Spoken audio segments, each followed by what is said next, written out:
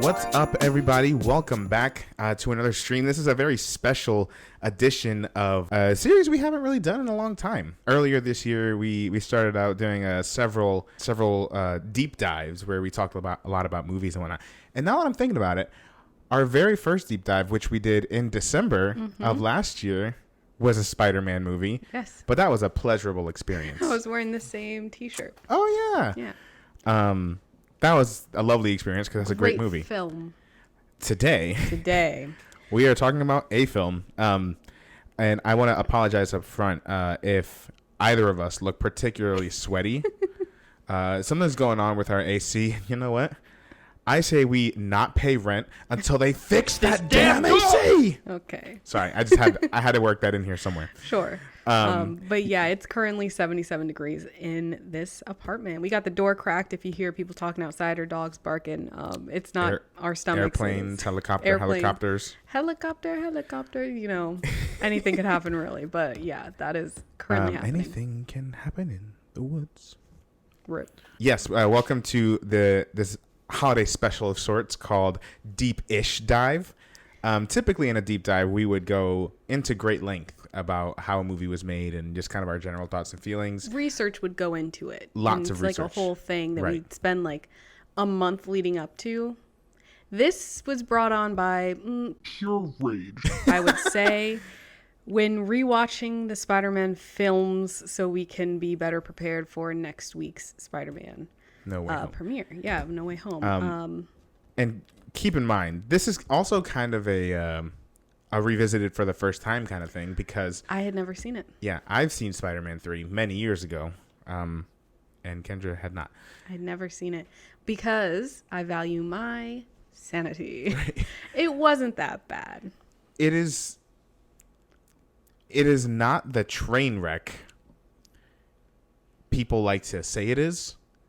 That said, for me, it's not far off. It is a weird movie. Yeah, you have to come at it knowing the stigma behind it, I'll say. And also, I assume with the gift of time, everything from 2007, anything honestly from like 2010 and older is kind of shit anyway. Right. In its own like special early noughties kind of way. Right. So I think that very much had the benefit. I came at it with very low expectations. Right. Was it funny in parts that shouldn't have been humorous, perhaps, that weren't intended to be funny? Yes. Right. Did I have a great time watching Spider-Man 3 with you? I did. Yes. I also had a great time watching it with myself. No, with you. But is it a good movie? No. Yeah. In a short word, no. But that's what we're doing here. Tonight, we are just talking all things Spider-Man 3 leading up to this very next Spider-Man 3. So I say let's fucking get right into it. Get into it. I wrote a little something. Yeah, no, I saw it and I was okay. This is for the trailer. This is for the TikTok. Should I mute my mic? Sure. Okay. Let me mute myself. Okay, let's give John the stage, everybody. John has a monologue to perform. He's got to take a sip. Yeah, I got to take a sip. Today's episode is brought to you by a broken AC in Florida. In Florida, yeah. Did we mention that? We live on the fucking mangroves or whatever the shit where it is humid outside. Anyway, okay. Here you go. The year is 2007. NASA launched the Phoenix Mars lander. Mitt Romney and Barack Obama were among the many names vying for the presidency. The first iPhone was announced, and the world was given a movie that would change it all. For better or for worse. Spider-Man 3. How was that? So yes, kind of gave y'all already a heads up what this episode is going to be. Yeah, so rather than do a whole lot of research for it, we're just going to talk about all the buck wild shit that happens in this movie. But let's give it its proper due. Give you a little information on the movie. So it was, of course, directed by Sam Raimi. It was written by Sam Raimi, Ivan Raimi, and Alvin Sargent. And the cast includes Tobey Maguire as Peter Parker and Spider-Man, Kirsten Dunst as MJ, James Franco as Harry Osborn, and New Goblin as he's credited. Thomas Hayden Church as Flint Marko and Sandman. Topher Grace, yes, Foreman, as Eddie Brock and Venom. Bryce Dallas Howard as Gwen Stacy. James Cromwell as Captain Stacy. Rosemary Harris as Aunt May. And J.K. Simmons, of course, as J. Jonah Jameson. The light of this film, J. Jonah Jameson. He's great in he's great good in everything, every time but he's just on in the these screen. movies especially, like he never disappoints. Yeah. Also, didn't know. I knew Topher Grace was in it because I remember even at the time being like, I know I'm 11, but that's weird.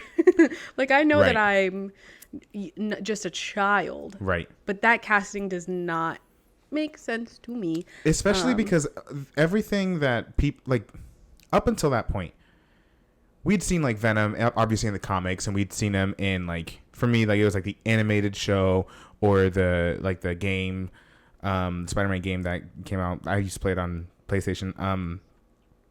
And Eddie Brock has always kind of been this like the antithesis to Peter. Like he's like this big fucking dude. He's tough. He's also a photographer, but a moody one. Yeah.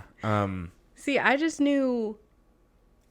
I knew Venom was the villain of the movie. That's like what I knew of it as a kid. And I knew Topher Grace because my family watched that 70s show while I was growing up. Probably a little too young to have been watching that, but I did. Great actor. He's hilarious. Fantastic. Just like, what, what? And I mean, he wasn't horrible in it, given what he was given. Right. But it was just a weird choice to me. Right, yeah. No, he did his thing. And weirder and more awkward, kind of, than Tobey Maguire's Peter Parker. Right. No, he did his thing. And he's good at what he does. You know, this kind of like super sarcastic and, kind of just like he could be a little sleazeball. Sometimes he could be a little lovable. So he's good at what he does and what he brings to the table. It was just like a super villain. You can't, like, Tobey Maguire, and I know I love Tobey Maguire, but I'm just saying, like, he's like a nerd in these movies, and he's already like that's his thing. He's not supposed to be like, as Peter, he's not supposed to be intimidating at all. Yeah. And you can't get Topher Grace, who is equally as unintimidating as Tobey Maguire. Yeah. Maybe a little more, because I think he's a little shorter. Listen, I'm a fellow Grace. short king. I can say that. Sure. Short. I said sure. S-U-R-E, sure. So yeah. Anyway, just a buck wild casting decision, and I mean we can get more into this. Oh, we could talk about it now. So we'll touch on it now. We'll get back to it when we talk more about the villains and how that fits into all this. But like a big thing with Venom in this movie, Sam Raimi never wanted Venom in this movie. There was no plan for him to be in there. But of course, what's a big part of this? I just reached my steps. I'm sitting down. It's because I'm waving my arms. So a big part of all these fucking movies is that studios want to put in certain characters and designs to sell toys because that's how they make a shit ton of money. Which is weird because Marvel never lost the rights to the merchandising. But anyway, that's neither here nor there. It could be just like what they wanted to do. Yeah, they're like, oh, he's super popular. We got to have Venom in there. Yeah, exactly. It's like, anyway. And that's why their movies, historically, subpar. Right. At least certain ones. More than half. Yeah, I guess that's a good way to look at it. Yeah. We also rewatched The Amazing Spider-Man. I haven't seen that movie since like 2013.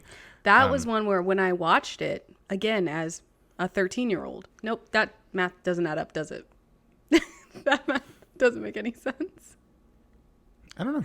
Anyway, as a teenager. As a teenager watching it, very much on my Twilight bullshit, I was like, doesn't make sense that Andrew Garfield, who is notoriously hot at the time, and, well, like, currently now, looking back now so much. Anyway, it doesn't make sense that he's Peter Parker. No. He's way too cool to be Peter Parker. Right. It just doesn't make any sense. But I liked it. Right. And then I watched it when we watched it, and I was like, parts of this aren't great. Yeah, great. Yeah. Anywho, anyway, that's a separate we can talk about Amazing Spider-Man another time. But right now, speaking of Peter Parker, and the many times he's been played now. This Peter Parker is a fucking asshole. It's like, it's so, and here's the thing. Peter Parker is like kind of inconsiderate in the second one. Certain times. Right. He gets a little gaslighty in the second one. Yeah. But this one, it just like to a whole new level before he even had like the excuse of like, oh, well, like there's an alien making me be an asshole. That's where rewatching it, because I haven't seen this movie in like 10 years. Rewatching it, I was like, he doesn't even have the symbiote yet. He doesn't have the suit yet. And he is just being uncharacteristically douchey. Yeah. It's like they just needed to like a reason why to create some kind of drama between him and Mary Jane. They were like, oh, well, what if he's just like a fucking asshole? Yeah. So I was reading, and so like I guess the idea, which I just don't think it was executed well, the idea is that he's grown a little arrogant during his time as Spider-Man, which we do see. That translates a little bit. And then, it's that the symbiote is supposed to like heighten that. Yeah, heighten the rage and all of the negative arrogance aspects of him. But it's just even before that, like, so let me start from here. Why I love Spider-Man as a character, is that he's relatable. Like, yes, he can do all of these incredible things, but at the end of the day, he's just a guy. He wants to just be a guy. He's someone who is often late paying his rent, and sometimes he fails his classes, even though he's smart. Yeah. In the second one, I think I told you this wasn't on stream, but we're talking about the second one, and when Doc Ock says to Peter, "Your teacher tells me you're brilliant, but he also tells me you're lazy." Mm-hmm. That's something I heard. I mean, I would never consider myself like brilliant, but I don't know. I felt like I had like a lot of pep talks like that when I was a kid, because I was a bright student, but I would be kind of a smart ass, and I would get kind of lazy. I wouldn't do my homework. So ironically now that I teach, anyway, but that's what makes Peter and like that's what makes Spider-Man relatable, and he always tries to do the right thing. Sometimes he fucks up. Sometimes he's a little inconsiderate. Sometimes, he in the second one, like I said, this particular interpretation of Peter, he gets a little gaslighty sometimes, but you know what? He's trying to figure it all out. So whatever. In this movie, first he has that big fight with Harry, where Harry almost dies, loses his fucking memory, and he's just like, I guess I'm just gonna let the amnesia do the work for me. He's like, all right, scot-free on this one. We're all good success. To go. Okay, here's the thing. Again, this is my first time watching Spider-Man 3. We only watched it the once. I was going to watch it again today. Had some issues with my fucking Peacock Premium NBC. We've got issues. I was going to watch it today and I didn't. And in my mentally ill brain, it takes a good 18 times for something to actually sink in. That's why I have to watch Twilight annually to just remember what the movie was even about.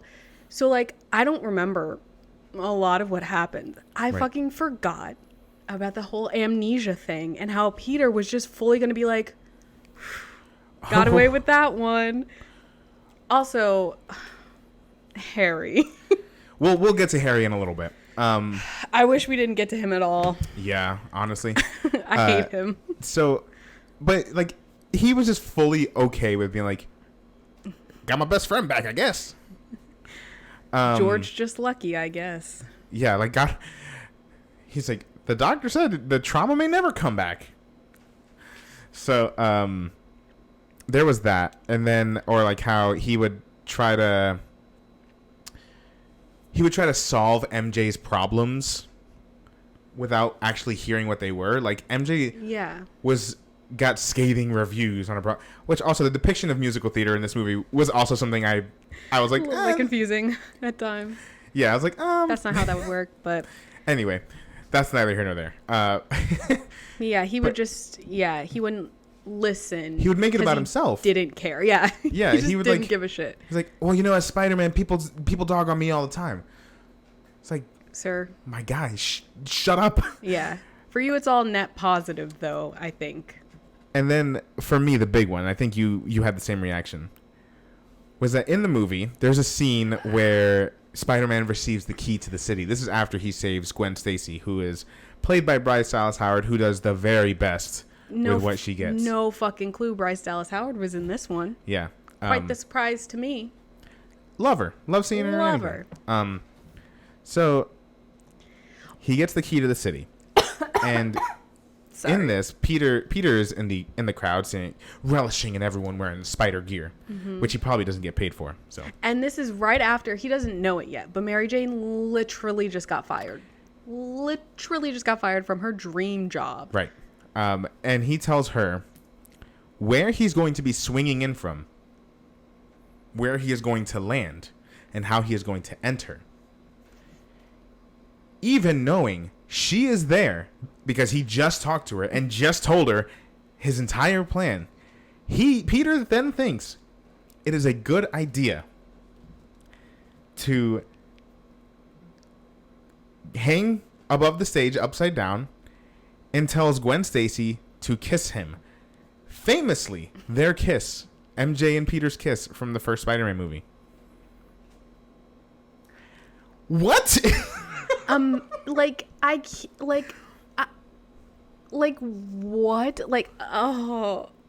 It was just like so blatantly like, I don't give a shit. I'm fucking Peter. I don't give a shit. I'm getting the key to the city. All of these people adore me. My fucking loser girlfriend, whomst I hate and don't care about any of her problems, she can see me tonguing some other hot babe on the stage. This is the same Peter who in the second movie was quite literally losing his powers due to, well, there's a really great film theory video that suggests he was actually losing his powers due to PTSD. It's really, really fascinating. But part of that was the stress of his non-relationship with MJ. He spent 2 films trying to get MJ. And all of a sudden, there's this super hot chick in his class, and he's like, got her. Conquest over. I don't have to listen to her anymore. In the meantime, he's still like, oh, I want to ask her to propose. I want to propose and ask her to marry me. It's like, what the who are you? I don't think, here's the thing. I think, sorry if you heard that. That was a air conditioner, not ours, because ours isn't working. Talking about the proposal. I think Peter just had this version, like high school Peter's version of Mary Jane in his head. This girl who was like so super fine or whatever, and he just couldn't get her. And then he got her, and he was like, cool. What's next? Not even what's next. He just didn't give a shit at that point. Like, I don't know. So then, but it's just so buck wild to me. Like, you spent years pining after her, trying to get her attention. She finally likes you back, and it's just like, you treat her like dog shit. Treat her like dog shit. And then granted, it's a really great scene, but when we finally get to the proposal scene, where they're having dinner at that French restaurant with a excellent addition of Bruce Campbell in his third cameo in these movies. Again, always good on screen. One of the few. Constant. I was gonna say consistently. Oh yeah. Consistently entertaining. Yeah. Characters in all 3 Absolutely. films. And who do we see but Gwen Stacy? And she's got her hands all on him, and Peter's just acting like. What's the big deal? Here's the thing. You may have been wearing a mask, Peter, and Gwen may not have known that was you that she was sucking face with. But Mary Jane does. And then you're like, she's just a girl from class. Bro, you kissed her. we all saw it. We all saw, like, gaslighting in right. live. Right. And a woman that you want to betroth yourself to. I don't understand. Right. This Peter's fucking stupid. He's rude and he's dumb. Right. He stinks and I don't like him. I'm saying that so I can put that clip in the video. Anyway, when he does get the suit, he's also still a dick. He doesn't listen to his teacher, who's trying to help him, who's doing research for him. Yeah. He takes advantage, not in any like dangerous way, but he takes advantage of his kind neighbor who totally wanted him. His sweet neighbor, who I said from the second film, just date her. She's there. She baked you likes cookies? you for some fucking reason. Right. She gave you cake. She gave you cake and cookies and milk. And you asked her to make you more cookies With like an fucking ass? nuts. He was like, with nuts? Disgusting. So there was Anyway. that. And then also, Peter, when he found out that Flint Marco, who we'll talk a little bit more about in just a second, when he found out Flint was the person who pulled the trigger on Uncle Ben, which when I even remember when seeing this, I was like, that's a weird just like way to keep bringing these people back. We had to watch Uncle Ben die in all these fucking movies. Seems like a bit of revisionist history. Right. Trying to make someone fit where they shouldn't. And but once Peter found that out, and because he was already like being an asshole, and then he put on the black suit eventually, he fully intended on killing this man. Oh yeah. And I know it was the symbiote part. It was partly the symbiote. He had revenge in his heart. But he fully intended on killing this man. That's not really Spider-Man's thing. So yeah, it's just this Peter was just acting so out of character, in just like a major way. When I might be confusing the second one and the third one. When did he sit down with Aunt May and tell her like that was in the second one? That was a great scene. Because I was going to say that was a great scene. Yeah, that was a great scene. But in this movie, we had the one where he's like, the guy who killed Uncle Ben is dead. Oh yeah. And then she was like, oh my God, how did it happen? He's like, why aren't you fucking happy? Like, I thought you'd be happy about it. Peter, No, not Peter. everyone's happy about people being murdered. Like, So- as someone whose husband was literally murdered, do you think she wants to hear that someone else murdered him? Yeah. No, you fucking psycho. He's just out of his fucking being this whole film. Yeah, it was just, and for that reason, that's one of the reasons that I'm like, this movie is just, it is not a good representation of Spider-Man or Peter Parker for that matter. Oops, salud. Yeah, so those are just some of our biggest gripes. Yeah. I'm sure he does other shit in the movie that we just didn't even. Because we were so busy raging out over these few things here. I think the kiss is like, the kiss and then the way he acted about it afterwards, just like, what the fuck is your problem? But we can talk about emo Peter though, a little bit, because not only did it didn't make him act more douchey, but some of the shit he was doing was so cringy. So first off, after he got done, he assumes killing Flint Marco. I'm trying not to get too loud because then we'd start getting echo and shit. But this movie fucking makes me rage. So he comes out and does his fucking emo hair. I'm like, okay. He then all of a sudden gets what he perceives as confidence and attention from women. But what I love is at the beginning of this montage, the women are smiling at him. And, it's like, okay. I mean, that wouldn't happen. But, okay. But then, by the time he gets to full on, they're all just like... fucking disgusted. Which is appropriate. That's exactly what it would look like. It was just... And then, of course, we got the iconic dance. That's the thing. I mean, a lot of iconic GIFs, memes, scenes came from this poo-poo film. Right. For which we can only be grateful. Right. And then this motherfucker, this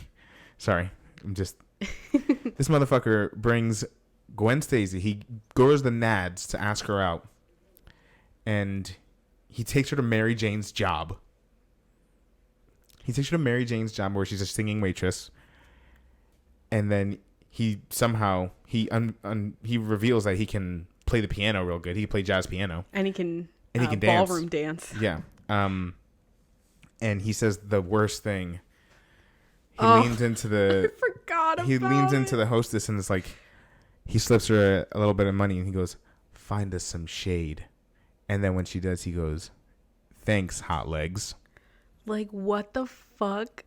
Like, what time period was he trying to channel on that one?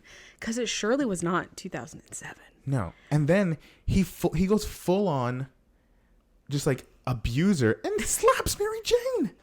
I forgot he slapped her. Remember when the bouncers are trying to kick her out of his club? I mean, it's trying to kick him out of her club? her job. And he slaps her? Yeah, he starts like knocking all the bodyguards off, and she tries to get him to calm down, and he like slaps her off of him. I fucking forgot about that. And she's on the ground, and she's like, "Who are you?"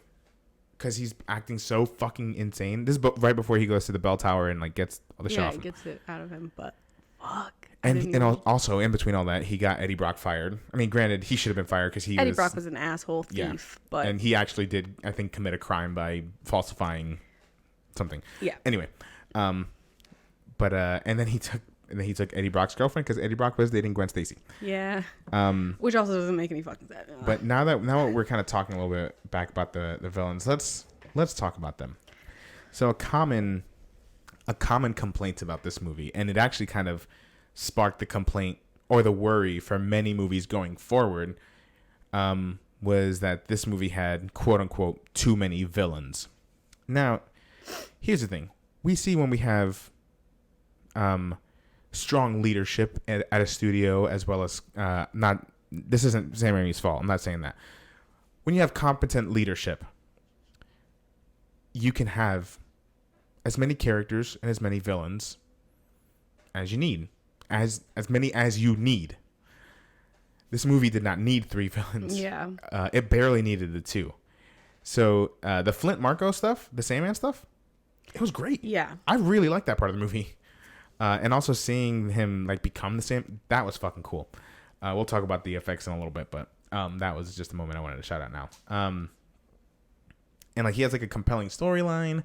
Like he's got the stuff with his daughter going on. He's like a fugitive on the run. The stuff with Uncle Ben, like even though that was kind of revisionist, it's like shoehorned in, yeah. It's it was like still interesting. And it only feels rushed because of everything else happening around it didn't the have fucking enough movie. time. Yeah. And then and before we get back to Flint Marko, we also have Harry Osborn, who in the last movie found his father's goblin cave. And in this movie, decides, fuck it. I'm going to be the next Green Goblin.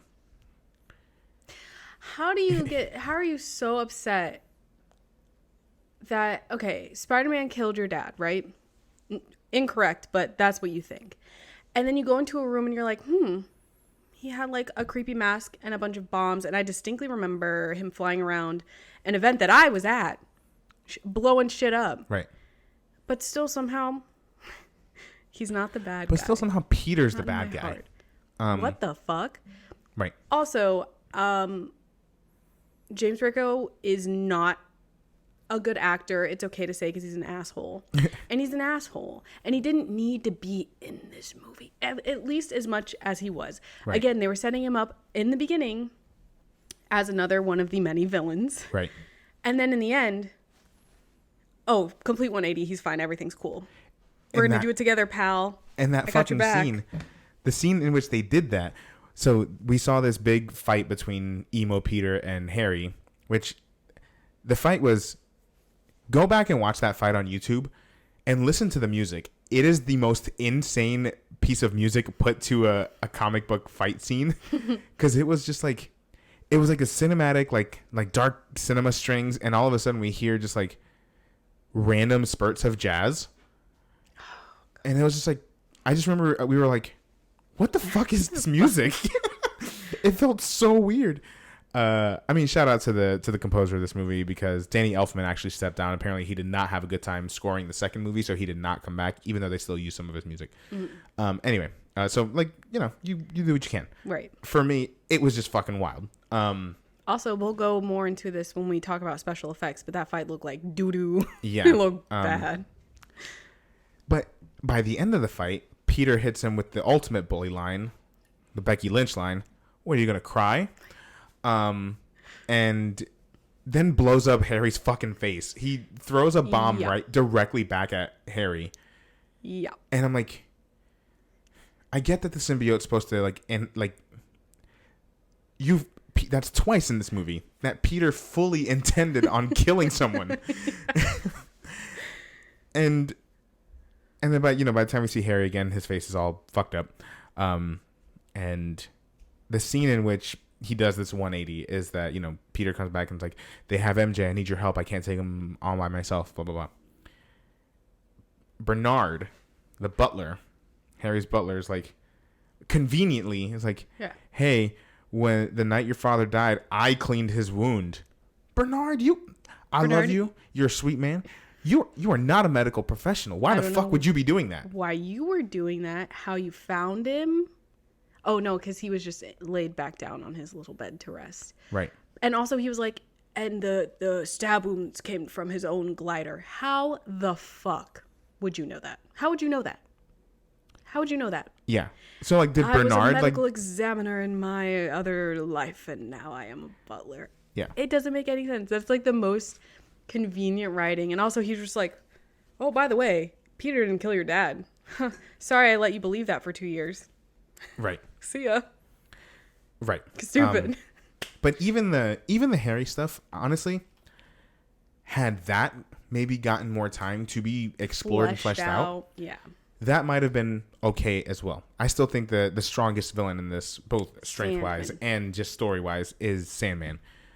But both of those characters were undercut by one slimy, nasty little problem.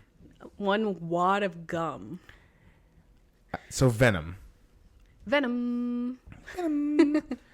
Just the question I wrote here is why. Just fucking cause he looks cool. Yeah, it's literally it. And I mean, he does.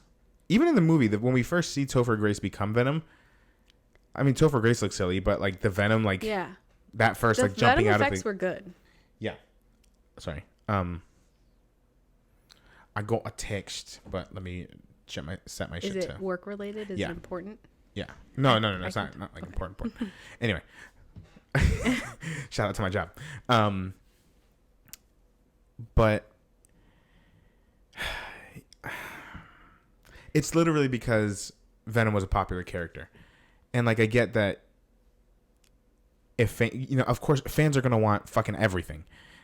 And it's not that you shouldn't listen to what the fans enjoy, but if you're going to do it right.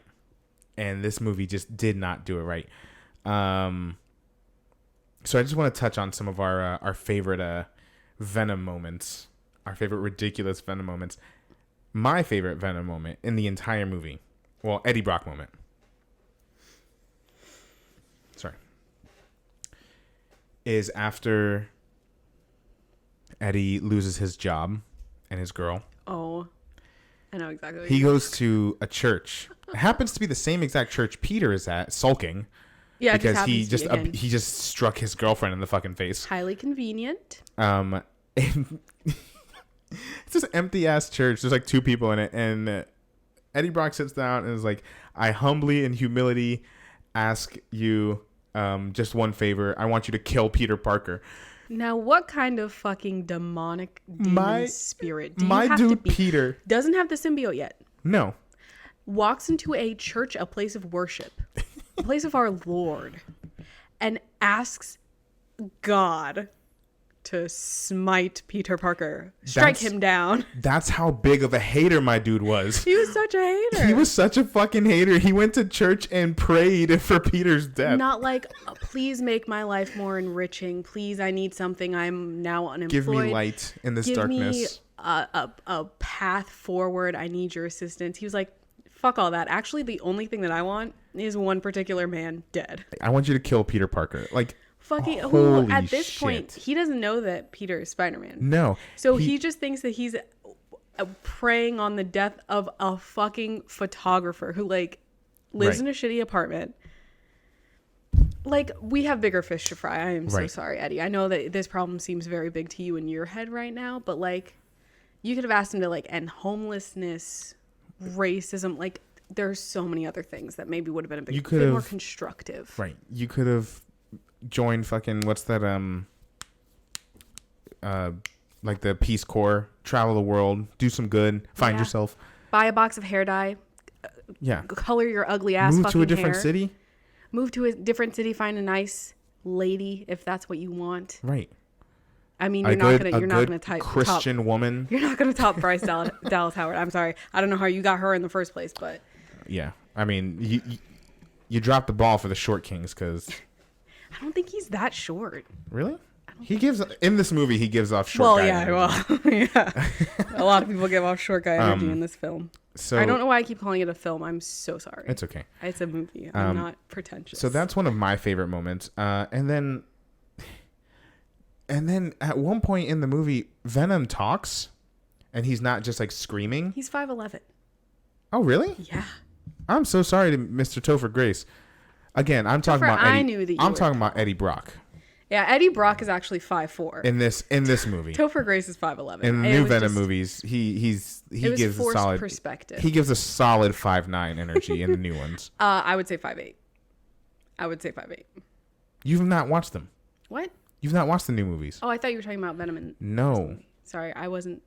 I was talking over you, so I didn't listen to what you were saying. Wait a minute. The new Venom with Tom Hardy. You're telling me Tom Hardy gives 5'9"? Nah, absolutely not. Wait, what are you saying?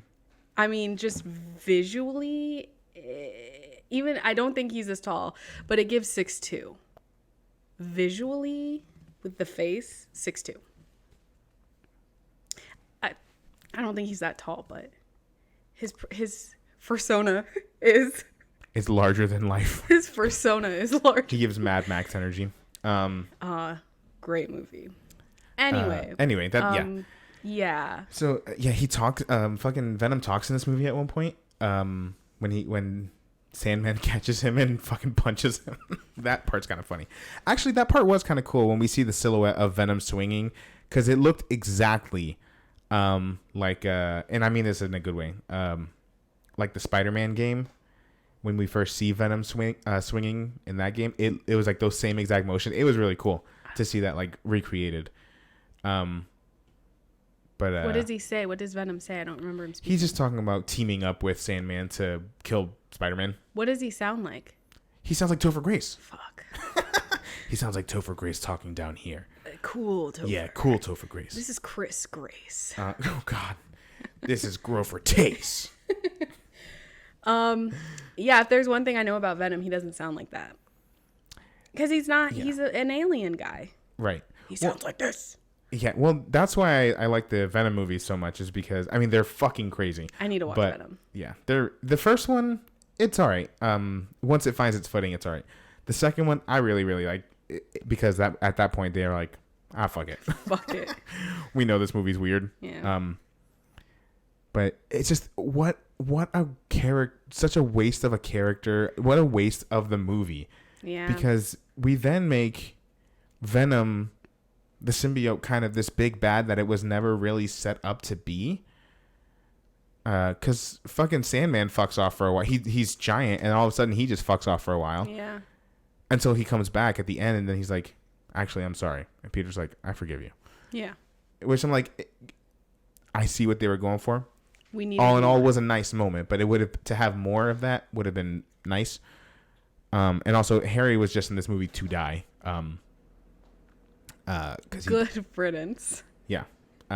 I'm sorry. I fucking hate Harry from the beginning. Even when he was good, I didn't trust him. Right. I knew there was evil lurking. He was an asshole in the first one. He started dating the girl Peter liked. He was a huge asshole in the first one. Yeah. Then they just like swapped places, except for Harry never was good again. Yeah.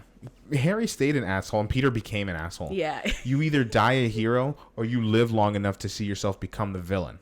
That's from Batman. Or you die a villain. Or you fucking die a villain, like Harry Osborn. Like Harry. Because you think, I mean, he wasn't a villain at that point. They're both named Harry? Huh? What?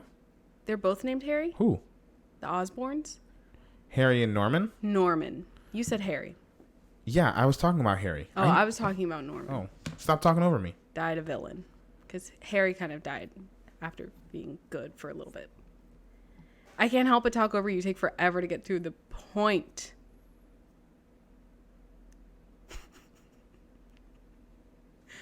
Don't look at me like that. I don't blink.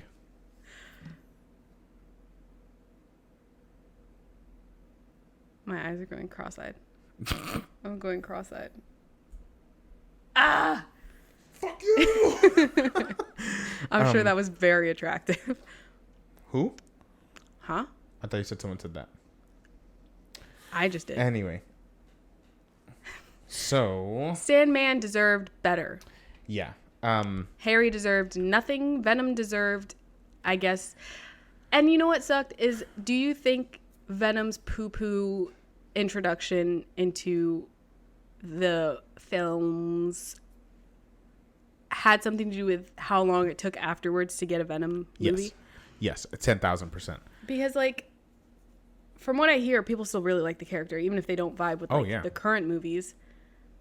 So instead of, like, taking your time, seeing what fans want, and putting more than just, like, an hour's worth of thought into it, right, to get it out as quickly as possible with something that you know, like, oh, people will watch this because they watched the other two and they loved them. Just take the time and, like, put in the effort to give them the due diligence they deserved. I think that's, again, like, not to bring in, like, Marvel and, like, Disney Marvel, but that's why so many of their projects are so much better, because they're thought out in a way to do right by the fans and also by the characters. And also the people working on these movies, like, even if sometimes, yes, you will you will occasionally hear the story, like, of a director who maybe stepped away from a Marvel project because they admittedly were just like, it wasn't the movie I wanted to make.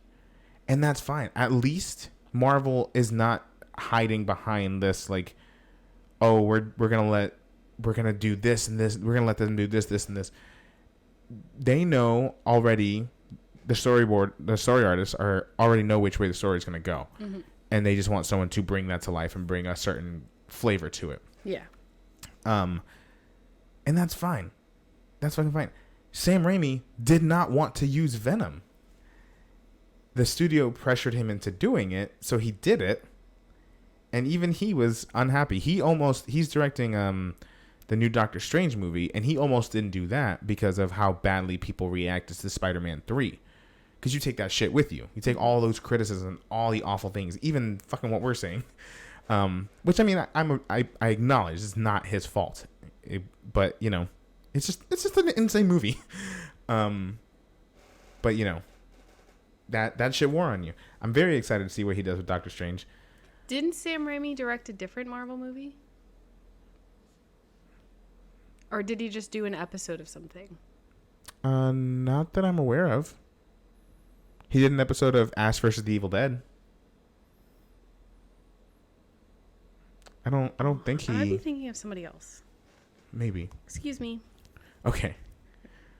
But yeah, that's a big reason why it took so long to get Venom anything. But that's also, even when Marvel started using Spider-Man, there was a big hesitancy to bring Venom into the fold because Sony still knew how popular that character was, and they were like, we're gonna make a Venom movie, and that became a whole, like, well, how the fuck are you gonna do that?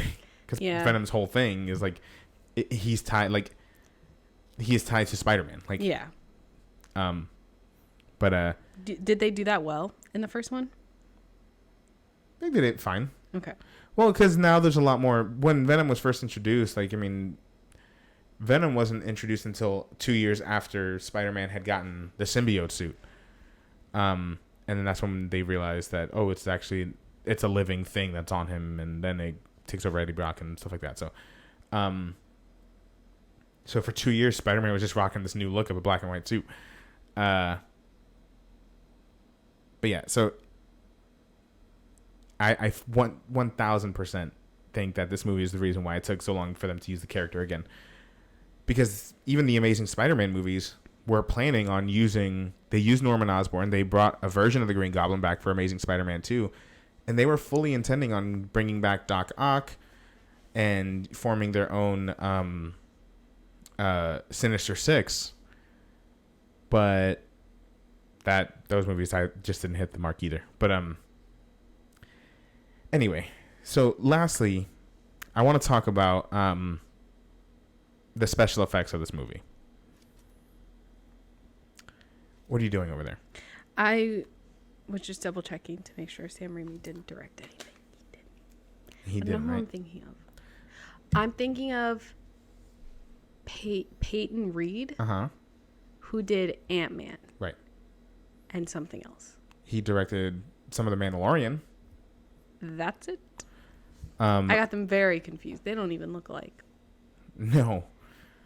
But the special effects. I'm trying to think of Bryce Dallas Howard directed Mandalorian. That's true. Oh, it's all connected. So the Everything's special effects of this movie. So let's cut the movie some slack for just a moment. This movie is a big movie compared to the other two. 2007. Yeah. And not just big of like, it's the third of a big franchise, but also like what they try to do technologically is huge. So especially with the Sandman stuff in particular, and also with some of the Venom stuff. So they have like these really big action sequences, and they try new things. One of the very first set pieces they have in this movie is the chase between the new Goblin and Peter Parker. So Harry and Peter. Mm-hmm. And they have Peter swinging through the city without his costume and without his mask. Now, it's easy to have a CGI Spider-Man swing through the city like that and it not look weird. Because where it looks weird is the face. Yeah, exactly.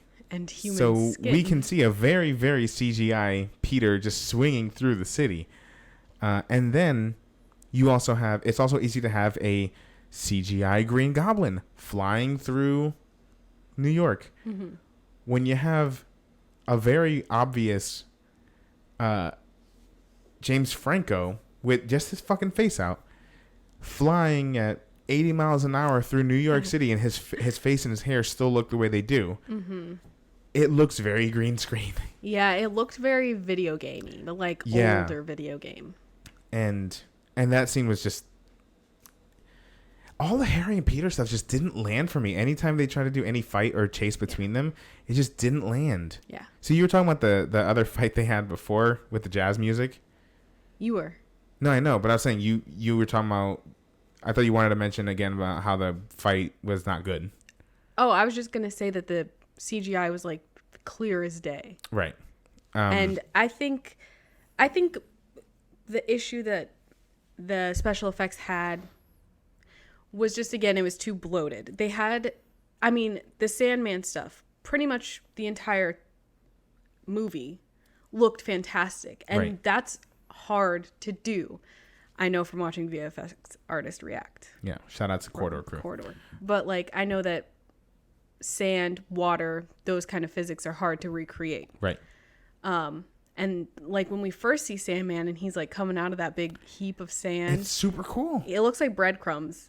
I'm not going to lie. But it was cool. It was cool. Right. And then put that or anything he does side by side next to the CGI people that they were creating for the Harry stuff, for the Spider-Man with his face bare stuff. Right. It looks like two different movies. Yeah. The Venom stuff I think was okay. Yeah. For the most part. I think so too, for the most part. But it just seemed like a lot of the budget and time and focus was spent on the harder stuff to do, like the hard physics stuff. And that's a smart decision. I mean, that's the best decision they could have made. I agree. If you're limited on budget or time, whatever it was, focus on doing one thing well, so not all of it shit. And it's not a dig. I mean, we understand the circumstances a lot of these artists are like the VFX artists are restrained by. Like So I mean, you can only do what you can do. But it's just like, even those things add up in the movie. Just like, yeah, I just don't know what the deal was with.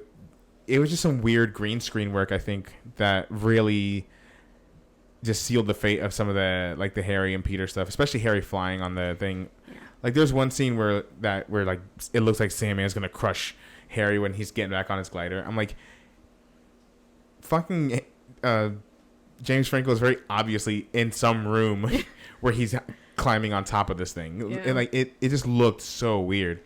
And I think another weird thing is that when we went back and we watched the first two, before 2007, might I add, they looked pretty good. Like they held up. Yeah, they hold up really well. So it's just weird that the most recent one right. wouldn't hold up visually as well as the earlier ones. Yeah. But also, again, it could be the amount of effects that they needed for this one, or if whatever they were experimenting with didn't land like it. Because part of me is like, I wonder if any of it was face replacement, like very early face replacement, where they took like James Franco's face and just stuck it on a CGI character. Right. Is that why it looks so weird? Maybe not. I don't know. I'd have to rewatch it. But like, I don't know. Whatever it was, even the older ones, for being like obviously old special effects, they still had like emotional significance. Like when I look back, like notoriously I hate watching older movies because they look like shit, but when I watch stuff like that, I'm like, this looks like appropriate for the time that it came out in. Like I'm not focusing on how bad it looks because it looks like how I remember it looking. Right. Does that make sense? Yeah. Maybe that's just a nostalgia thing, but like it doesn't look like 2007. It just looks bad. Yeah, and certainly not the whole movie, but just enough of it to be like distracting at times. Yeah. And yeah, so that overall, kind of going back to what we said at the beginning of this deepish dive, is this the worst movie ever made? No, not by a long shot. Is it the worst Spider-Man movie?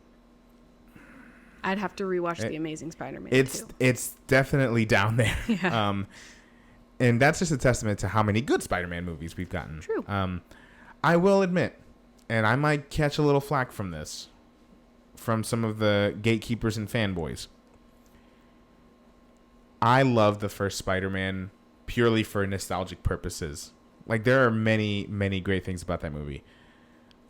Pacing, I don't think, is one of them. It's just kind of things happening back to back that lead into this story. The second one, I think that movie is fantastic. I think it's definitely probably the third best Spider-Man that we have as of right now. Not including animated? Ooh, fourth best. Yeah. But Mary Jane in the whole second movie was asleep. She was sleepwalking through that whole movie. Yeah. That's just personal gripe. That really, like, I can't focus on anything else because she just looks asleep the whole time. Right. I don't know what she was going through, you know? It's a rough time for her. I feel like Mary Jane's life fucking sucks. Yeah, honestly. And all like, her home life, terrible. Her friends, all two of them, usually terrible. One of them's fucking absent from all of her performances. Yeah. And the other one, who she dates for a little bit, is the biggest asshole I've ever seen in my life. Right. And then she fucking gets gets cheated on kind of right to her face. Right. Yeah. Poor Mary Jane. This MJ goes through it. So, I mean, the second one, I could go on a whole other spiel about the second one and why I like it so much, why I think it's the strongest out of this trilogy. But this movie is just, in a short way to say it, it's just not good. It's not my cup of tea. It's a mess. Right. And again, parts of it were good. Parts of it were great. Parts of it, a lot more parts than there should have been. Right. Were very bad. Right. But again, it's iconic, and just like the Marvel way, they're making new shit that now forces you to go back and rewatch the old shit. So maybe what if after this new Spider-Man, we see Spider-Man 3 in a whole new light? We won't, but Well, that would be insane. If we get this Spider-Man movie, No Way Home, and it's good, I'm gonna assume it will probably be good, just based on the track record of this particular franchise, this particular trilogy. I love the first two. I'm going to assume I'll probably enjoy the third. It looks epic, and yeah, of course we're getting. We could not have the movie we are going to get without Spider-Man 3. Right. And with or without it, I should say without it, the trajectory of Marvel movies would not be what they are today, or superhero movies for that example. So we do, we do have to hold this movie with the other two. Like you got to take the good with the bad. So, and don't get me wrong, when I was a kid, fucking loved it. I won't lie, but you loved the third one? Yeah, when I was a kid. Yeah. But just because I'm like, oh, that's so cool. Oh, Venom. Yeah. But then you get older and you rewatch it and you're like, you don't have this, like, most of the fucked up shit that Peter does is like interpersonal relationship shit that you don't have a firm grasp on as a kid. Now, do I think there is a certain level of toxicity that comes with nostalgia? Yes. Because I can't tell you how many times people either, well, one person, we'll call them out, no, I'm not. I'm just joking about that. But no, just you read in the comment sections and you read articles and shit of people, like these op-ed pieces on like nerdy websites where people are like, why Tom Holland Spider-Man could never compare to Tobey Maguire's and blah blah blah. And they're like, oh, this Spider-Man didn't need help from anyone. I'm like, yeah, but they also glossed over his entire training. They romanticized the whole like with great power comes great responsibility thing. And it's like you're remembering parts of this movie that weren't meant to be taken the way you're taking them. You're idolizing him when clearly this Peter is meant to be a faulted kind of person, just like everyone is. So anyway, but I'm very excited to see how, like especially Sandman and Peter, which we'll probably see him in No Way Home, this version of Peter, will factor into No Way Home, and I'm, you know what my dream is? My dream is to see in No Way Home, Tobey Maguire say to Tom Holland, with great power comes great responsibility. Stab me right in the fucking heart. I'd love it. But that doesn't, just because I love the other movies and I just love the movies in general, doesn't mean that I can't have a gripe with one of them. Because this movie, it just feels like it feels like it belongs in a completely different universe. Yeah. Multiverse. What if they retcon it and that whole Spider-Man 3 took place on an alternate universe? It fucking might have. And they were like, yeah, that was fucking weird. The first two, that was normal. That was like this universe. Well, this third one, Buck Wild Other Universe, where everyone's an asshole. Right. So we call that the asshole universe. Yeah. Yeah, I remember I had a theory that it's convoluted and kind of confusing, but my theory was that, like, yeah, they got the same actors to play the same character, but, like, they're the same character from a different universe within the Marvel Cinematic Universe. And, like, yeah, exactly. That was genuine. I apologize. No, it's okay. And it's, like, it makes sense in my head what I'm trying to say. Yeah. But it's, like, it's probably just from these movies as they were made.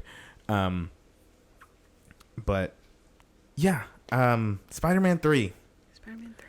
What a fucking movie. Here's hoping the next Spider-Man 3 is leagues better. Well, I don't think we have too much to worry about, considering Sony is still expanding their SSU, the Sony Spider-Man universe, and Marvel recently announced a new trilogy of Spider-Man movies with Tom Holland.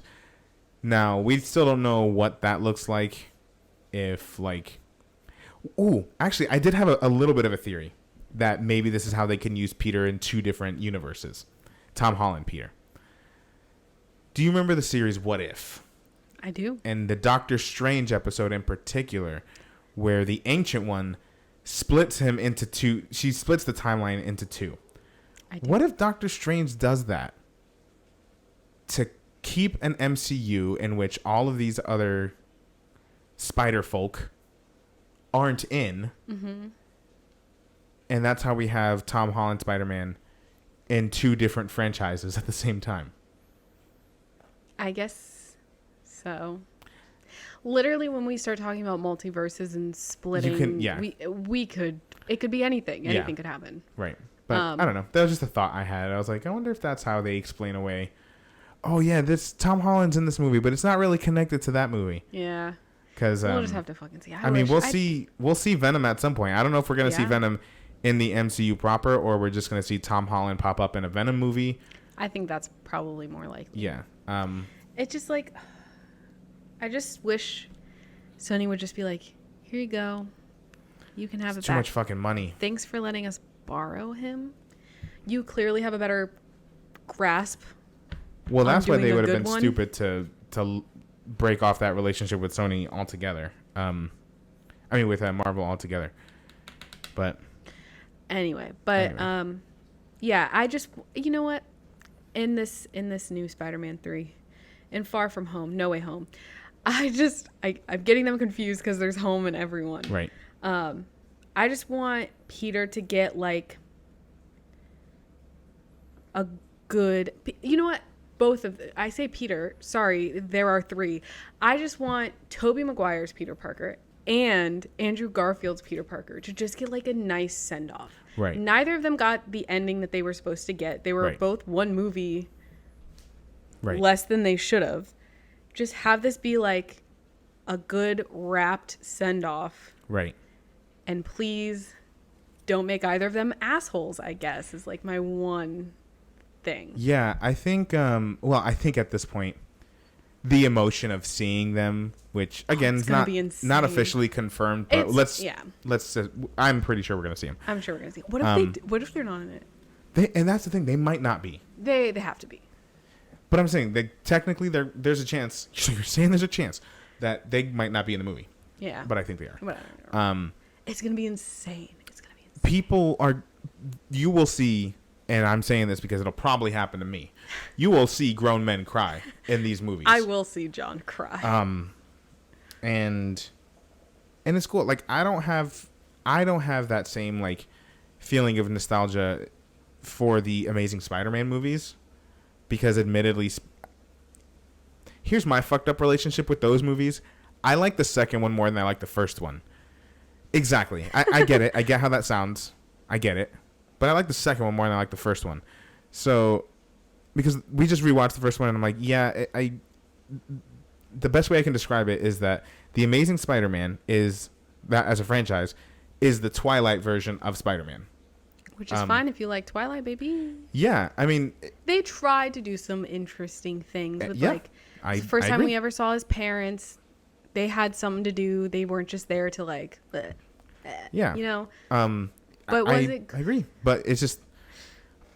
It was very teen YA rom-com dramatic ass. Like, at one point in the first Amazing Spider-Man, Peter has these giant, just like gashes in his fucking chest, and all he can think about is getting his dick wet. And I'm like, have we ever been so outwardly vulgar on this podcast? I'm sorry. So at one point in the movie, Peter has these giant gashes in his fucking chest, and all he can think about is getting some stank on his hang low. I thought you were gonna say something like all Peter wanted to do was make sweet love. He wanted to do sex, beautiful, like how they say on Jersey Shore. Girlfriend, yeah, smush. Yeah, smush. Peter wants to smush. And you know what? That Peter, he smushed. He smushed. He could smush. He frequently could smush. Ugh. That Peter was sexy, and Peter Parker should not be fine. Peter Parker should not be fine. I like the quirkiness of see, that's the thing is I know people might think like, oh, you just like MCU. Fuck Tom Holland is undoubtedly fully the best Spider-Man. Yeah, the only other person I would say is a better Peter Parker than Tom Holland is fucking homeboy from New Girl, who voiced Peter B. Parker in Spider-Verse. Oh, okay. Wow, his name's Nick in New Girl. I don't know his name. Jake Johnson. Jake Johnson. I wanted to say Jim. I was like, he's not Jim Johnson. Jimothy Johnson. So Jake Johnson, I loved his story in was, Spider-Verse. He was a good Spider-Man. Yeah. It's because he sounds like an old man. Anyway. He sounds weathered. But yeah, live action, Tom Holland's the best Spider-Man. And like anyone who says anyone who says otherwise is a hater or very much a victim to nostalgia. Right. So my reasoning for, and we're gonna end here after this. After our final thoughts after this. My reason for loving Tom Holland so much is that his Spider-Man makes the most sense, especially when you put him within the context of the MCU. Yes, he in high school, how fucking awkward is everyone in high school, especially someone who would be considered a quote unquote geek. Mm-hmm. Like he has one best friend and then a slew of people he knows that some of them are might be considered friends, but really they're just like classmates. Yeah, and he fucking builds Lego sets. Yeah, with his best friend in his room. So like, of course he would be influenced by the Avengers or the events that have happened on his world. Mm-hmm. And of course he would get help and would seek guidance from a father figure such as Tony Stark. Yeah. Someone who, even though there's a big wealth disparity there, like they are both geniuses who want to do right by the world. Mm-hmm. So like this Peter makes sense in the universe he's placed in. So and when people say like, oh, well, these other Peters didn't need help from a Tony Stark, they didn't have a Tony Stark. That's the thing. They had to. That's part of it, is that they had to figure it out on their own. And when Peter relied too heavily on his own power or what the suit provided by Tony could do, what did Tony do? He took the suit away. Yeah. I don't know. So I'm like, I could go on and on about why these stories work so well, but that's another story for And he time. wasn't 30, which does help with trying to sell a high schooler. He Yeah. wasn't fucking 30 Fucking years fair. old. But overall, yeah, Spider-Man 3, not my favorite Spider-Man, but admittedly, but an important Spider-Man nonetheless. With its many, many, many faults, it does retain a certain type of charm. Very little of it.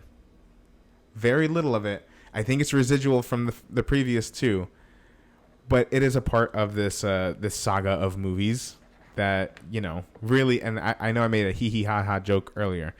It really did kind of change the layout of what superhero movies could be, because this came out in 2007. Two very, very important movies came out in superhero movies came out in 2008: The Dark Knight and Iron Man. Not The Incredible Hulk? That came out in 2008. I thought that was 2009. Was it 2008? I thought it was 2008. Well, I mean, I wouldn't consider that as important. No, neither would I.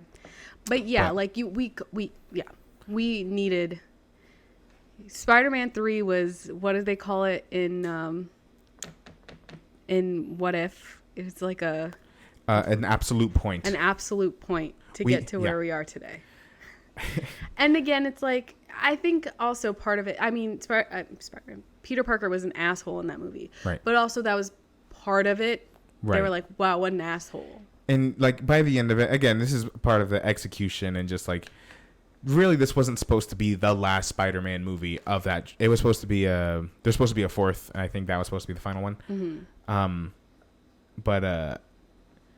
So like part of the journey is that he has to overcome essentially himself. Like he has to get over himself. Yeah. And relearn that, like, you know, you have an obligation to what, you know, with what you can do. Yeah. I think they were trying to put in some important things, right. Important lessons for Peter to learn. It was just that it all got muddled because they tried to shoehorn in so much other shit. Because of fucking Eddie Brock and because of fucking Harry Osborn. Brock and fucking Harry. I hate Harry Osborn. Even when he's supposed to be likable, I can't stand it. You know what's fucked up? Harry Osborn was also my least favorite villain in The Amazing Spider-Man 2. Yeah. Well, talk about too many villains. He was nasty. The Amazing Spider-Man 2. I also did not like him in that movie. He was maybe creepy. It's just the character. I don't know. The character is like, I think supposed to be kind of unlikable. An affluent ass. It's like, who would want to...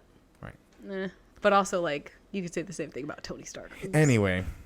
You could say the same thing about Batman. But anyway. Batman just needs a hug and a whole lot of therapy. Yeah. You know what? He needs a hug and a whole lot of therapy. All of them do. Yeah, honestly, yeah. Everybody in the world.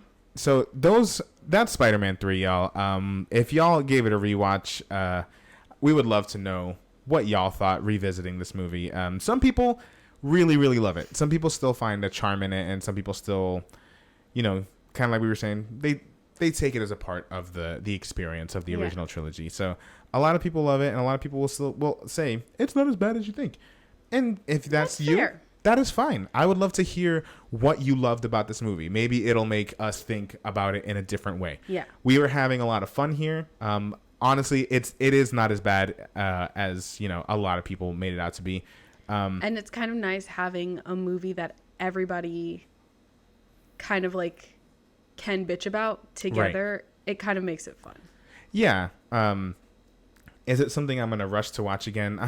We don't know. Maybe next year. Maybe it's a fucking routine. Maybe it's a tradition. No. But yeah. I mean, I know people that definitely love this movie. And if that's you, like I said, please leave a comment. Tell us why you like it. If you don't, we would also like to hear that. What was your favorite or least favorite part of Spider-Man 3? Are you asking me? No, I'm asking them. I'm asking you. Hey, you. What's your least favorite part or your favorite part? What's up, baby? Take me out to dinner. Hey, yo. That's Peter when he has a symbiote. That guy should be Uncle Ben. No.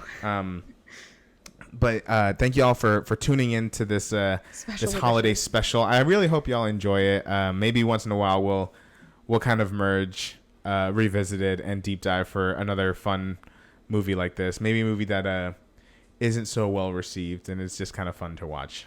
Scorpion King. You joke? I haven't seen that movie in like 15 years. I would love to rewatch it. I've never seen it. Put some of your favorite movies down the. Yeah, if you enjoy this version of Deep Dive and would like to see more of it, yeah, let us know what movie we should check out next. And even if it's like your favorite bad movie, please. In fact, that's preferable. Yeah. Thank you for watching. We will see y'all next time. Bye. Fix this damn door! Thank you so much for watching. If you like this video, please like, comment, and subscribe. Also, feel free to follow us on Instagram, Twitter, TikTok, and Twitch. All right, see you next time.